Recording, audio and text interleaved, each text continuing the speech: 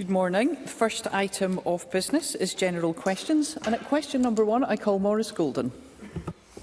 Thank you, Presiding Officer. To ask the Scottish Government for what reason it will reportedly not meet the target to reduce Scotland's food waste by 33% by 2025. Minister Alistair Allen. I am disappointed that, based on latest estimates, we look unlikely to meet our target to reduce food waste by 33% by 2025. The reasons behind this are complex and partly reflect changed consumer behaviour since the pandemic. Scotland is not alone in facing this challenge, and higher food waste levels have been observed across the UK. However, I am taking action to reset the Government's approach, and the Circular Economy and Waste Route Map sets out how we will deliver more targeted action to support households and businesses. Maurice Golden. Thank the Minister for that answer, but missing the target to reduce food waste is bad enough. But it actually gets worse. The amount of food waste has actually increased 5% from the baseline. Given that, does the Minister agree it would be sensible to include a feedstock mapping exercise for organic waste in the waste reprocessing infrastructure report the Scottish Government agreed to at stage 3 of the Circular Economy Bill? Minister. I'm very happy to get back to the member on that detailed point. However, I think it is significant to say that we are prioritising action to tackle food waste and particularly to tackle waste going to landfill. We are making progress on that point. In terms of the specific point the member is making, as I say, I am happy to write to him about that. But it is worth saying that we have half the amount of waste going to landfill in the past decade, and therefore on the wider issue we're making progress. But I freely acknowledge the point the member makes, for the reasons I've given, about the challenge in meeting this year's target. Mercedes Vialba. Thank you, Presiding Officer. Public diners are places where the public can eat and socialise, open to all, so that everyone can access good food as a public service. As part of its cash-first approach to tackling food insecurity, the Scottish Government says it will take action to support food initiatives based in communities. Can I therefore ask what consideration the Scottish Government has given to public diners as a means of reducing food waste and improving access to food? Minister. Well, I think it's an important point, because 27% of food waste is created by businesses, and 2021 WRAP UK data suggests that hospitality outlets could save up to £10,000 per year per outlet by reducing food waste. And if there are innovative solutions of the type that the member mentions, which are particularly efficient in this regard, I'm very happy to look at them. Thank you. Question number 2, Evelyn Tweed.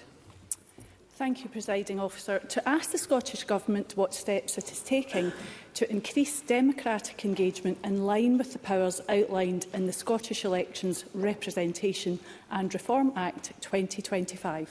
Minister Jamie Hepburn.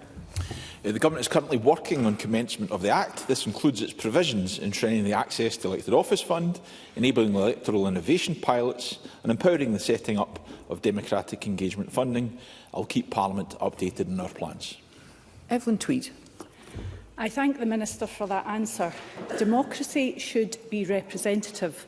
However, toxic rhetoric, transphobia, sexism and racism have become rife in political institutions globally. We each have the power to shape the political discourse. To ask the Scottish Government how it can encourage members to consider the impact of their words, especially on the democratic engagement of underrepresented groups. Minister. Well, I agree fundamentally with the point that Ms Tweed makes in terms of democracy having to be representative. I think, however robust our debates might be in here, and they should rightly be robust, they should be based in reality and facts and fundamentally in respect for differing points of view. I do think we have a leadership role in this place in terms of leading and guiding public discourse. And in that regard, Ms Tweed and other members will be aware of the summit the First Minister is holding to try and bring together political leaders and civic society. And I know that he looks forward to all parties accepting that invite. Thank you. Question number 3, John Mason. Thank you. To ask the Scottish Government how it controls budgets relating to public inquiries. Deputy First Minister. Well, the cost of a public inquiry varies, and it's very much determined by the complexity of the issues to be investigated, the number of witnesses and the amount of technical expertise that may be required. Public inquiries which are established under the Inquiries Act 2005 are independent of government, and given their function to carry out an investigation into matters or events which are causing widespread public concern and to learn lessons for the future, it is essential that independence is maintained. John Mason. We all support independence, but auditors also have independence, and as she will know and I know, auditors have to work within tight timescales and on a fixed budget. So do teachers, so do cleaners, so do every other job that I know. And yet it seems that lawyers, if they can get involved in a public inquiry, have a licence to print money for themselves. Does she agree? Deputy First Minister. The Inquiries Act 2005 does set out a statutory duty on the chair of the inquiry, who is appointed by ministers to, and I quote, act with regard to the need to avoid any unnecessary cost. And we are keen to support public inquiries operating in a cost-efficient manner. And to that end, we have produced guidance, Scottish Government officials have produced guidance for ministers and sponsor teams on the establishment of an inquiry, how it can be supported. That guidance was laid before Parliament in 2024. And all of us have a duty to operate within fixed budgets. Thank you. Question number 4, Pam Duncan-Glancy. Thank you, Presiding Officer. To ask the Scottish Government what plans it has to review the experience of support staff in schools. Minister Graham Day. School support staff across Scotland play an incredibly important role, and I'm keen to put on record our thanks to them for all they do. Our behaviour in Scottish schools research includes the experience of support staff. In 2023, we also commissioned Education Scotland to lead the Pupil Support Staff Engagement Programme, which gathered the views of 2,500 support staff on issues including workforce development and deployment. And we've committed to undertaking the next wave of BISARB before the end of the action plan period in 2027, and the experience of support staff absolutely will be included within this. Pam Duncan-Glancy. I thank the Minister for that answer. I hosted a roundtable with support staff in Parliament last month, and their experience was shocking. Some had lifelong scars, some experienced misogynistic abuse, and others were going to work wearing panic alarms.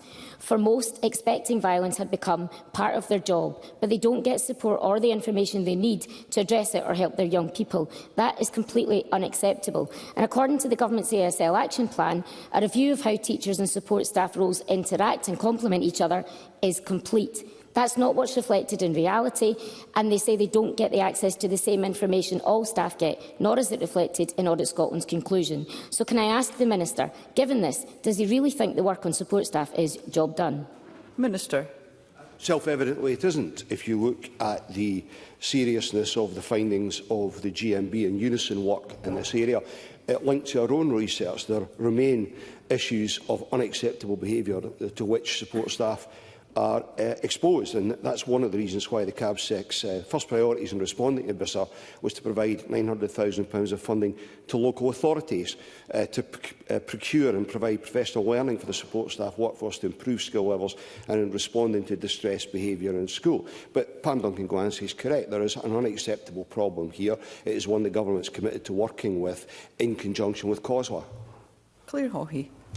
Thank you, Presiding Officer. Can the Minister set out the importance of the work which support staff undertake in our schools and how the recently passed budget is allowing local authorities to ensure they are adequately resourced with support staff whose experience can help schools meet the needs of our young people? A budget, of course, which Pam Duncan-Glancy and her Labour colleagues failed to vote for.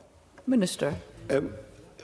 We absolutely recognise, as I said a moment ago, the value that the role of the support staff play in supporting learners, particularly those that are most vulnerable.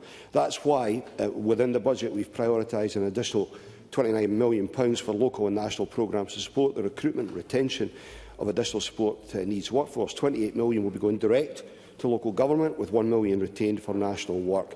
And this builds on the record high spending on additional support for learning by local authorities of over £1 billion in 23-24. Presiding Officer, supporting those with additional support needs in schools will continue to be a joint endeavour with local authorities who retain the statutory responsibility for the delivery of education in Scotland, and will enable us to build on the work being delivered through the Additional Support for Learning Action Plan. Thank you. Question number 5 was not lodged. At question number 6, I call Brian Whittle. Thank you, Presiding Officer. To ask the Scottish Government, in light of its reported positive impact on educational attainment, how it ensures that the education system provides pupils with a wide range of opportunities to participate in sport. Minister Graham Day. Schools offer a wide range of opportunities for pupils to engage in physical activities both in and beyond the school environment.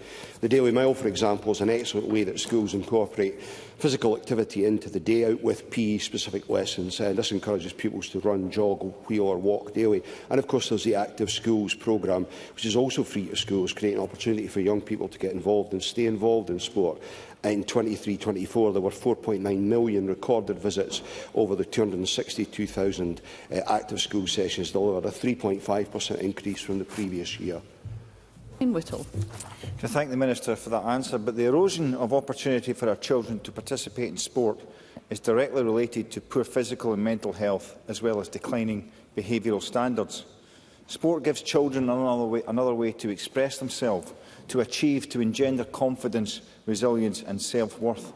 Reducing those opportunities has consequences, like the 43% reduction in PE specialists in primary schools in the last 10 years, for example.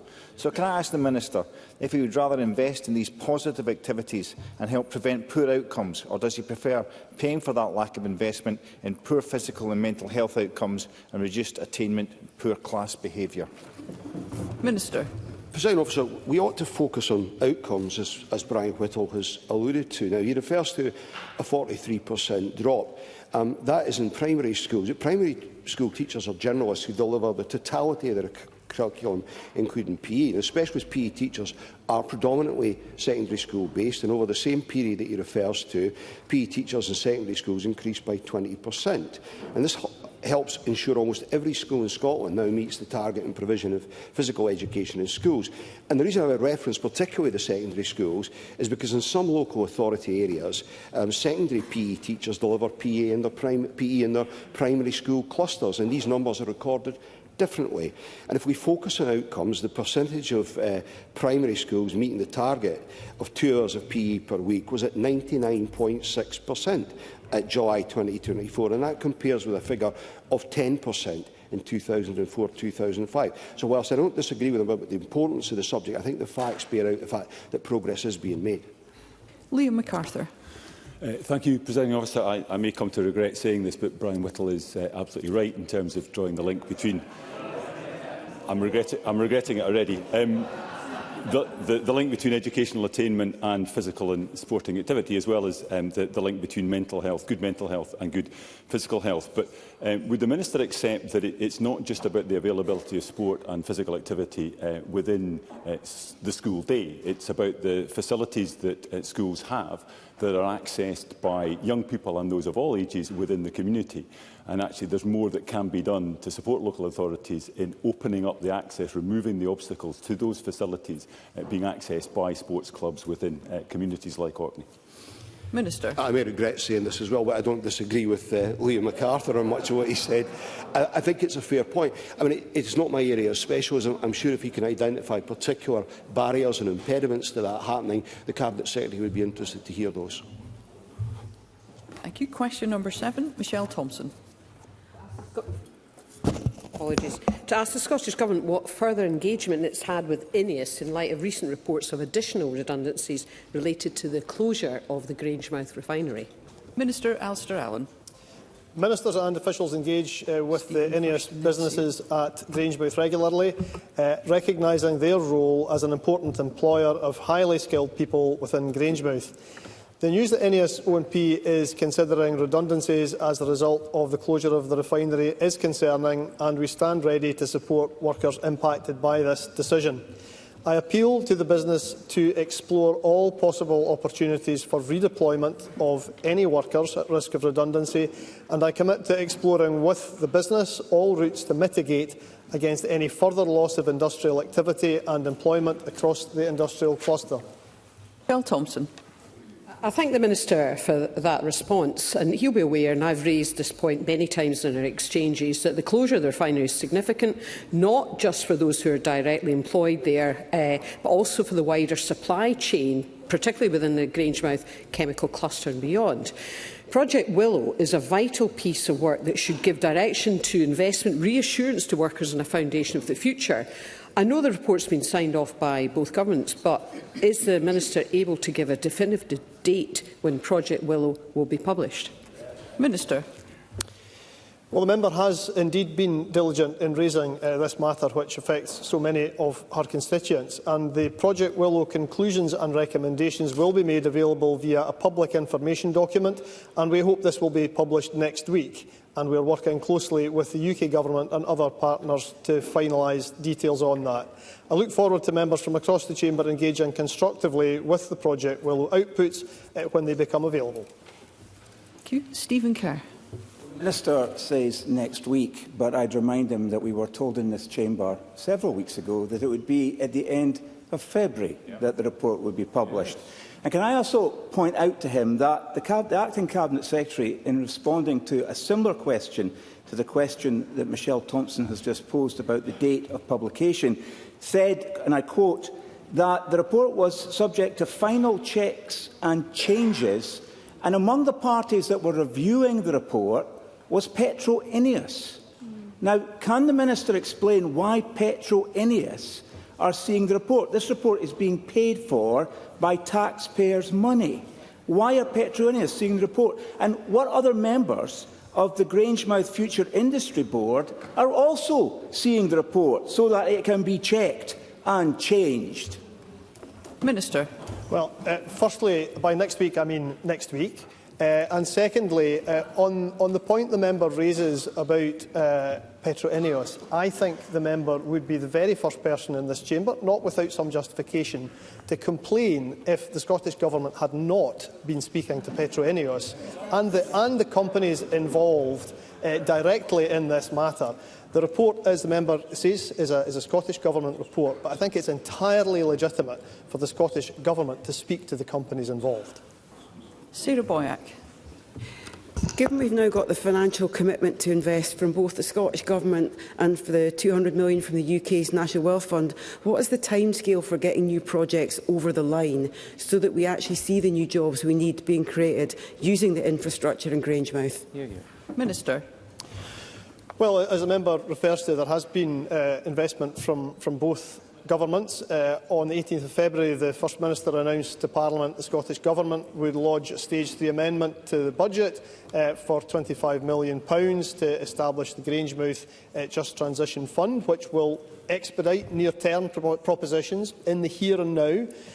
And the Prime Minister also announced that the National Wealth Fund will provide £200 million of investment for new opportunities in the future for Grangemouth as part of a major intervention. So we understand that these funds from the National Wealth Fund will consider and will only consider investable proposition and monies that will be provided on a co-investment basis. So the timescales will be determined by those factors, but I hope the member will accept that both governments take seriously the task of finding solutions for the future and for the here and now.